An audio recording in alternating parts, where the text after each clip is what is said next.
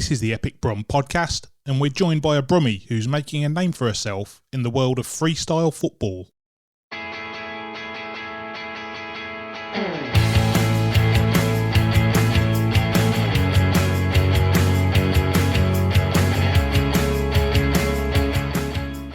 It's great to welcome Kaljit Atwal, a footballer turned freestyler who you may have seen on social media performing her skills and tricks in various locations, including some here in Birmingham. I really enjoyed hearing about her transition into freestyle after years of playing the traditional form of football, but also what her future plans are and how she'd like to inspire more girls from the Asian community to take up the beautiful game. Kaljit, welcome to the Epic Brum podcast, and it's great to have you on. How are you? Good, thank you. Thank you for having me on. How are you? Yeah, really good. Good. I've been following your stuff on social media for a while now and popping up in different locations, doing your freestyling. You're in France, Germany, Italy, in London, but you're back here in Brum at the moment, aren't you? Yeah, so back in the hometown. It's one of my favourite things, just travelling around. Yeah, I have spotted a few Brum locations in your social media videos. I think the one I really liked was in the city centre, and it kind of zoomed out into Edmund Street. Can you remember that one? Yeah, that one's one of my favourites. That's during when everyone was still working at home, so I had the privilege of having an empty space. Yeah, one of the advantages of an empty city centre, yeah. Yeah. And then the other one I really liked was that, well, it put as someone who doesn't really use a treadmill much anyway, it put the heebie-jeebies up me. Was you doing the keepy uppies on the treadmill? Yeah, I think that was a personal challenge. I was thinking, okay, let me see what I can do with the football on the treadmill. So I was just testing myself on that one. Yeah, I guess what's great about what you do about freestyle football is, especially in a social media age, as long as you've got a football and something to record yourself on, you can kind of create anywhere you are, can't you? Yeah, I think that's one of my favourite things. That's basically it. All you need is a camera and a football, and then you just create what you want to create. Yeah. I normally start by asking our guests to give a brief introduction or a bit of background about themselves, but I guess for you it all starts somewhere along the line as a youngster of just kind of falling in love with football, I guess. Yeah, basically, because I always get asked, like, when did you start playing football and stuff, and I don't really have a memory of one specific moment, so it must have been since I was very young. And I was born in Germany, so that's where it started. So born and raised in Munich. And at the age of 8 is when I moved to England, and I just remember playing football all the time. Okay, so presumably at a certain age, do you go to like a local club to start playing, or? And that started at the age of 16. So that's when my PE teacher was putting me aside and saying to me that I need to stop playing with the boys and actually push myself in the female sports and try to join a local team. And I'm glad I did, because if I didn't do that, I wouldn't have gone out to America.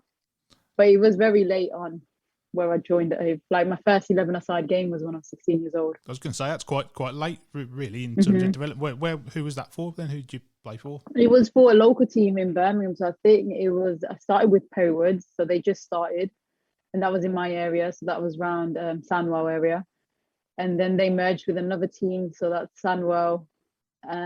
That was a team like Sandwell Ladies, and from there, at the age of 18, is when the America opportunity came up. So I was doing Sunday league for like 2 years. So you say you were playing with the boys to start with, were you? Or? Yeah, it was very much street football in Birmingham. Like, it wasn't like, for example, I had the privilege of having a leisure centre near my school. It was attached to it. So we just used to go onto the leisure centre and play for like easy 2-3 hours every day. And that was with the boys. And it was very street style, as in like you would use your bag for the goalposts and stuff like that. That's how all the best players learn. So yeah, you don't need much, just a football. Yeah, exactly. And you alluded to the America opportunity. I think you were 18, weren't you? When was it Florida you went? Yeah, so I went 2 years in Chicago, and then I transferred to Florida for 2 years to finish my bachelor's off.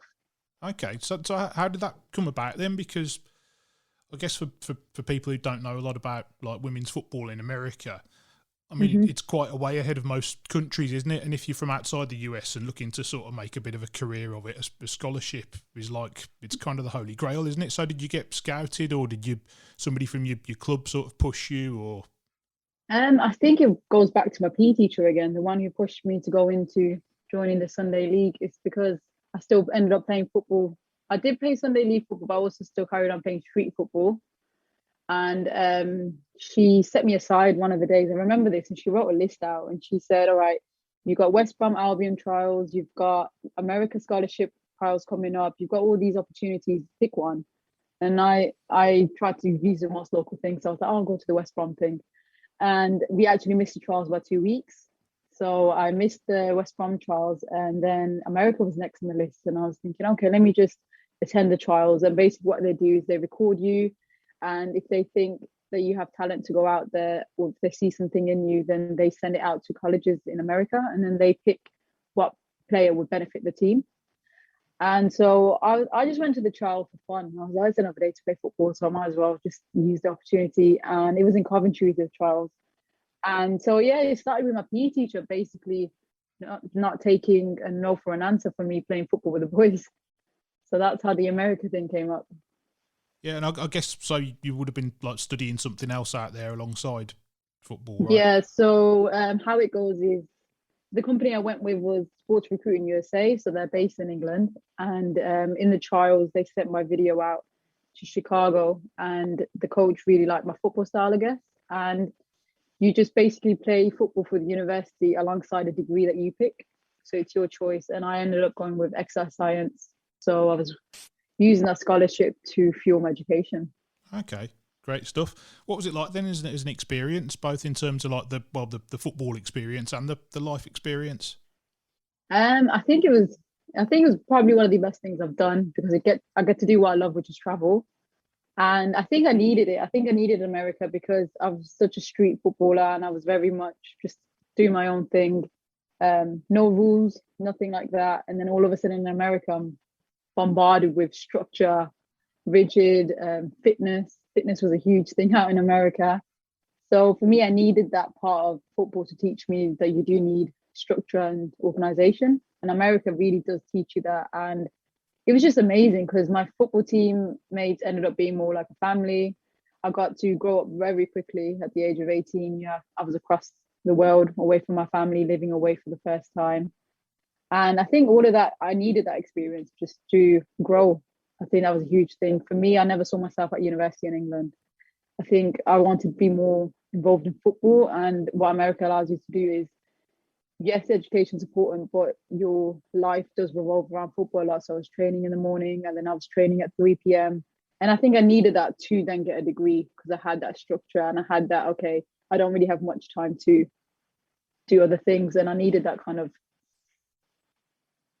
intensity. They're kind of giving you the incentive to almost be a professional athlete, but as long as your education kind of, you pursue that as well, which is a great thing, isn't it, about their system over there? Oh yeah, for sure. And I think that I wish that system gets adopted here in England because I think having that would be amazing in England, especially just seeing the college route in America and the differences it can make.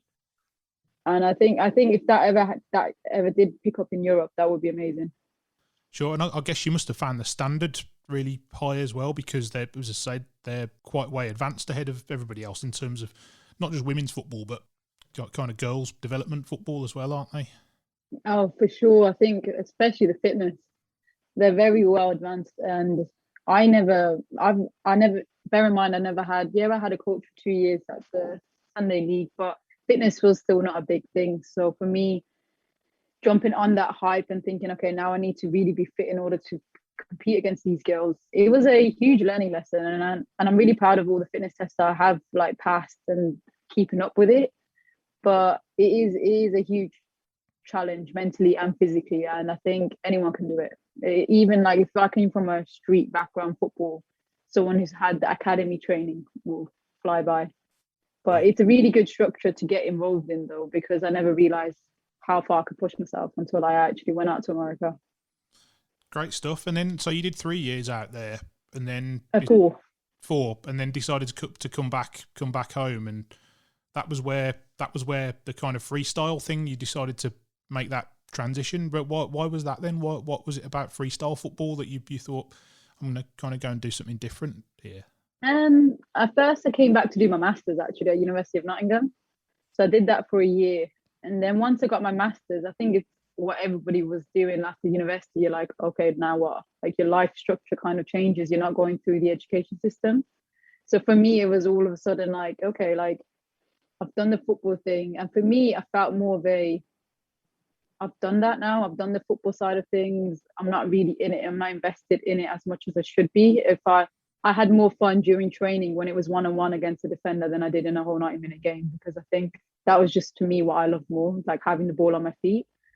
And I just knew I got as much as I could out of football. And then I met a freestyler at my gym. So it was just before lockdown. In February, just before lockdown to March was when it was announced. And he just did some amazing skills with the football. And I was thinking in my head, like, the first thing I thought is I can do that. But I couldn't, of course, because he's had 10 years. But at the time, I was like, I can train to get there. And then lockdown happened and it just ended up flowing. I ended up just training every single day. We had beautiful weather during lockdown, the first one. And it was just everything was going the way I needed to freestyle. And I just had a lot of time on my hands, like we all did. And I just used that time to train and get better. And that's how I really got invested in it. Yeah, again, I suppose all you need is your back garden and the football. So, yeah. So it's a very simple sport, and that's what I like about it. Yeah, and I guess you must have had some of the skills in your locker already from, training and warm-ups and, as kind of footballers do. Yeah, I do not remember doing half the skills I've done. As a footballer, yeah, I did like to watch more like Cristiano Ronaldo and Ronaldinho, these type of players. So I think it was always in me to like the skill side of things more. But freestyle compared to football is a complete whole element. Like it's very much muscle memory, training, practicing, getting better. And yeah, it's a different challenge. That's what I like. It's a different challenge. Well, you make it look really easy anyway. So yeah, that's the goal. So thank you for that. I'm going to keep training for that. So it was kind of by chance, really, then that you fell into that. You kind of said you'd done your football thing, and so it's just this kind of chance meeting in the gym with somebody that kind of pushed you into it. It was very random. I've never saw that person in the gym for the whole time of using it, and then that one time when I thought, okay, I might be done with football, all over the sudden me a freestyle football, and I was thinking, okay, here's something different. Brilliant.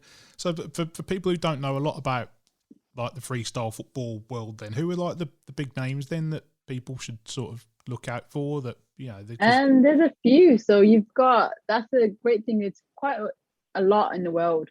So there's a lot of different freestylers who have different styles. And from the female perspective, I think there's a lot. So you've got recently Leah in London. So she won the freestyle championship. So she's quite known. And she's got a complete different style, which is really cool to watch. You've got many different names, like Liv Cook as well in England.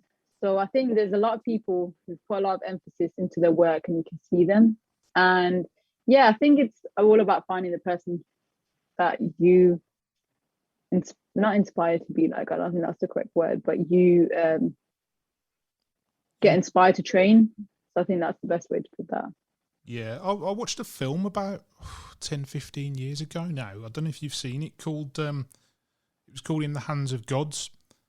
And it's no, I haven't seen that one. You should watch it. It's brilliant. And it's 5 lads from England who are freestyle footballers, and they all idolise Diego Maradona, and they basically busk their way around the world do like freestyling. They started off with no money, no plane tickets or anything. They busked their way around the world to get to Buenos Aires to go and meet Maradona. No way. That's cool. That's definitely something I'll watch. Stuff like that I love to watch. Hearing people's stories, seeing people's stories.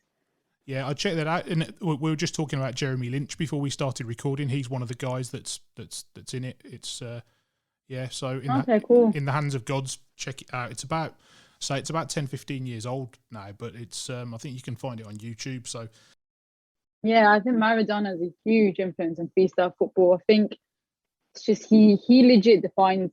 If people ask me what is freestyle football, I just watch Maradona's warm up, and then everyone knows what you're talking about. He's just very fluid with it. He does what he wants, and that's what freestyle really is. Yeah, absolutely. You've amassed quite a big social media following already.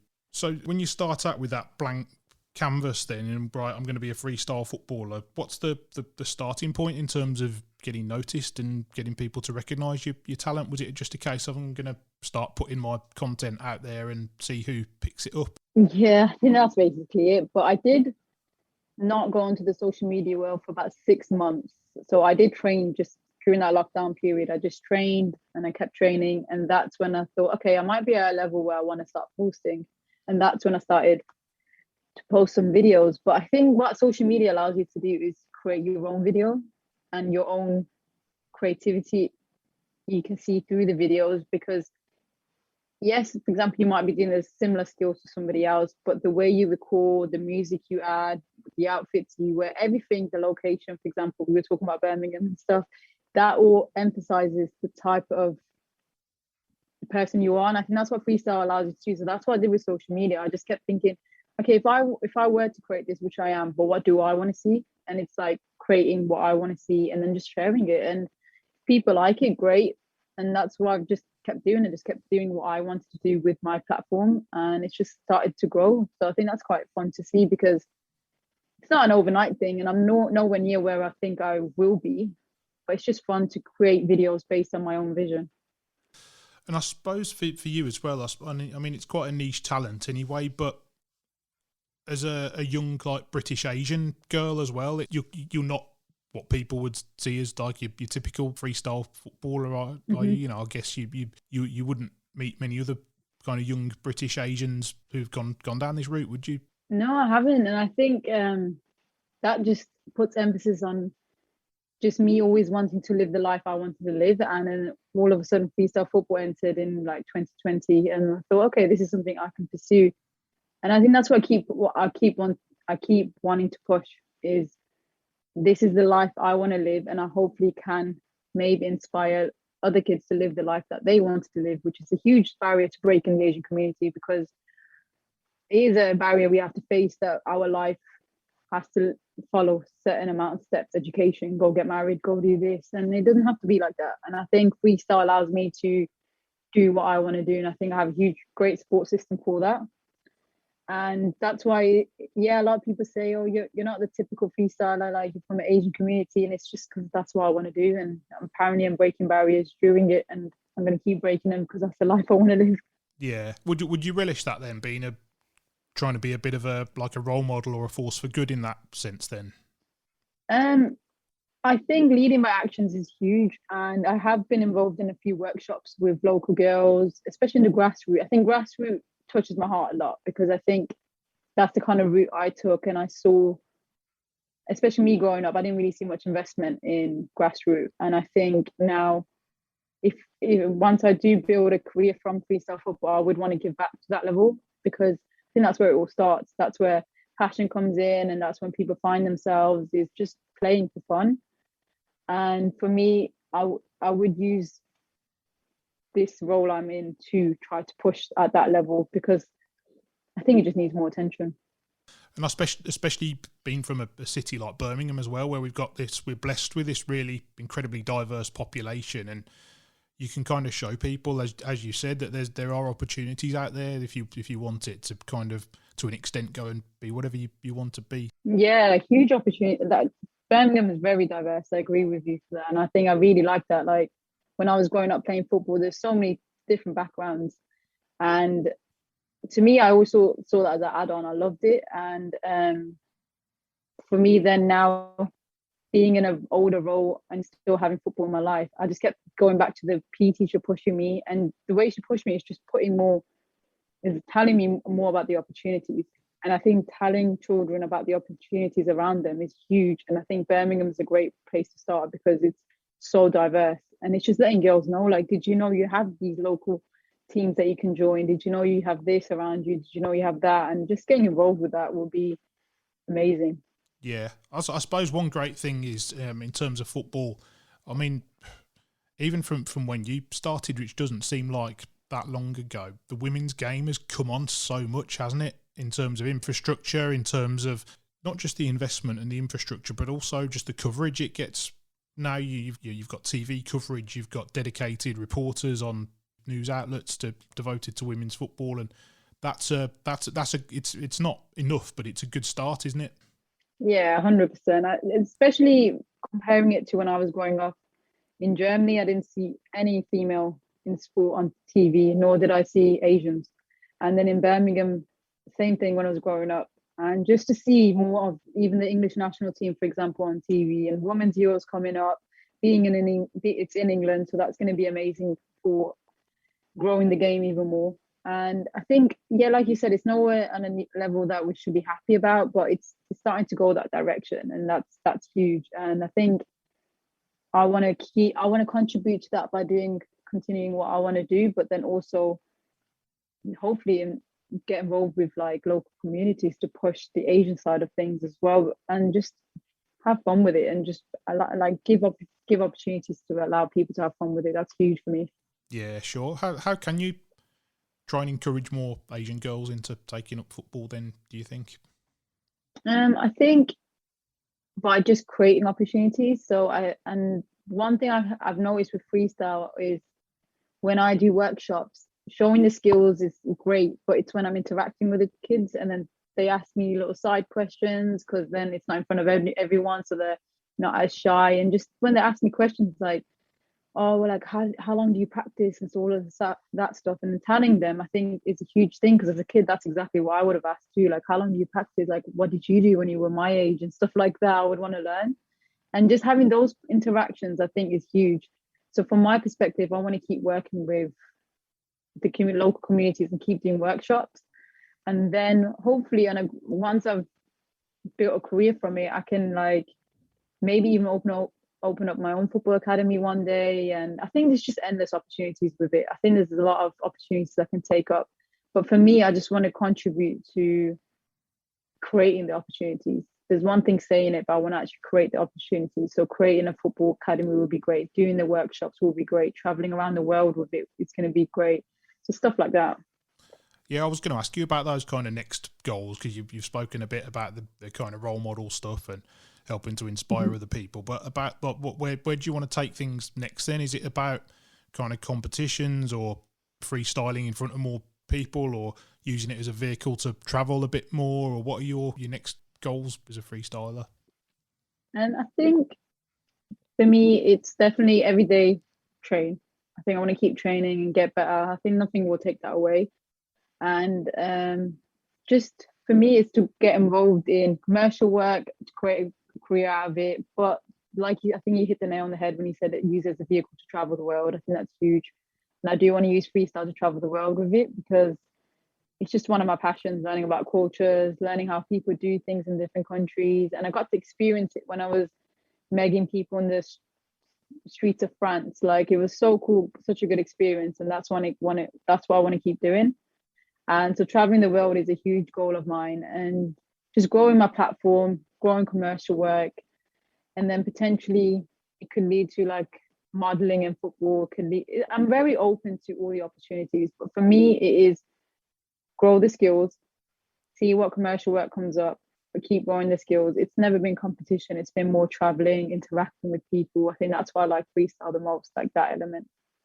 Yeah, sure. You must have caught a few eyes when you go to places like Paris and you're in front of the Eiffel Tower doing your tricks and stuff. You must sort of get a lot of people stop and look and say, what's going on? I think it's one of my favorite things actually about freestyle. That when I was for example, when I was making the people in Paris, I was following more of the footsteps of people who've done it for like 10 years. So there's three freestylers just doing it for fun, and just watching them in their element, it just made me want to do the same thing. But it's the afterwards. The videos look great and stuff, but it's afterwards when people are, oh, can you teach me this skill? And I'm like, yeah, sure. And I'm trying to teach them, or they're doing something crazy with the football, and I'm like, hang on, how did you just do that? And then I try to learn off them, and it's just that part that makes me want to keep traveling the world and seeing different places. Even in Birmingham, when I'm recording videos, I always have someone stop.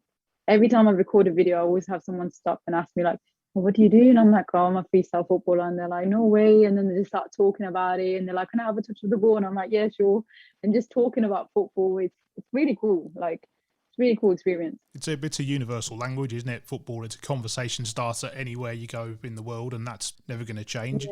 My favorite is when it's the older generation. So you got like 50, 60-year-old. Back in my day, we did this and that, and I'm just listening to their stories. It's really cool. Yeah, well, there's names for skills now that you can do with a football that didn't sort of exist 20 years ago. When I was playing, when I was younger, you just about had the Cruyff turn and the keepy uppy, and that was about it. And now there's Panenkas and all sorts of names for the FIFA generation of sort of cottoned on to. Yeah, have you got a go-to spot in Brum that you love to go to and film? I haven't got a go-to spot. I think what I like about Birmingham, I just find different locations. So I'll go central and I'll find different places. I'll just end up finding tennis courts in the area, and I like using tennis courts and stuff because I think it look aesthetically pleasing on a camera. But Birmingham's one of my favorite places to record. I think they have been the most talkative for sure when recording. Well, friendly people, aren't we? So there's definitely a difference between north and south. No, but in London actually I've had the same, but in Birmingham it's been more of a I've stopped and talked for about an hour to people when they stop and see my work, and they're just like, oh, what do you do? And then I find out about their life, and then we just talk for ages, and that's Birmingham for you. That's brilliant. That's fantastic. I love to get people's perspectives too, who've been away and then come back after a few years, because the city's kind of changed so much. And I guess you must have had that to an extent where you've been away for 4 years and you've come back and you're like, wow, it has had a bad rap in the past, hasn't it, as a city? But there's been so much change, and it looks great now as you've kind of seen in lockdown when you've been out and about getting these great shots and stuff. I've not, coming back from America, I thought it was like a whole new city, and nearly I had to use navigation and stuff to get around because everything's turned into a one-way street, for example, and new streets, brand new. So you've got all these updated versions of Birmingham, I think is the best way to put it. But been around for 2 years now in Birmingham, so I finally got my way around, and I think it's great that work that they're putting into Birmingham and creating a city life. Absolutely, couldn't agree with you more. Well, that's great. As I said, thanks very much for coming on and talking to us. There's one more question we've got, which we finish by asking all of our guests, because we're the Epic Brum podcast, so we always finish by asking, what makes Birmingham epic? What makes Birmingham epic?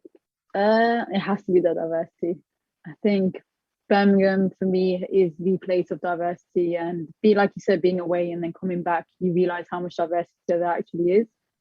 And it allows me to go back to my culture too, because being a British Indian, coming back to Birmingham, I get to experience that of the Indian culture again, because Birmingham is so diverse. I can't explain how diverse it is. I think it's one of the most diverse places in England, and that's what I love about Birmingham. You just come back and you feel right back at home, and that's what makes it epic, in my opinion.